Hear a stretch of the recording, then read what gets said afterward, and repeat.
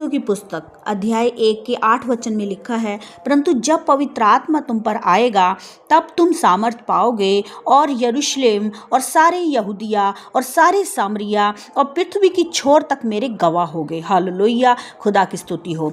सबसे पहले जब पवित्र आत्मा हमारे अंदर आता है, जब हम प्रभु यीशु मसीह के नाम पर विश्वास करते हैं, जब हम ये विश्वास करते हैं कि प्रभु यीशु मसीह मेरा उद्धार करता है, मेरे गुनाहों को क्षमा करने वाला परमेश्वर है, तब हमें परमेश्वर की ओर से पवित्र आत्मा का सामर्थ्य मिलता है। और वो सामर्थ्य हमें दिलेरी की आत्मा देता है, हमें वो सामर्थ्य की आत्मा देता है, हमें डर की आत्मा नहीं देता। वो हमें दिलेरी और सामर्थ्य से भरी हुई आत्मा देता है। और वो पवित्र आत्मा हमें इस बात के लिए मदद करता है कि हम सारे यरूशलेम में, सारे यहूदिया में, सारे सामरिया में, मीन्स सारी पृथ्वी के ऊपर, हालेलुया, जहाँ पर भी हम जाते हैं परमेश्वर की गवाही देने से नहीं घबराते हैं। हम एक में हो, चाहे 100 में हो, चाहे 1000 लोगों के बीच में हो, तब भी हम इस बात को कहने के लिए डरते नहीं। हम लेकिन हियाव के साथ कहते हैं कि यीशु मसीह मेरा प्रभु है, वह मेरा उद्धार करता है और वो सारी दुनिया का मालिक है। इसीलिए खुदा ने हमें डर की नहीं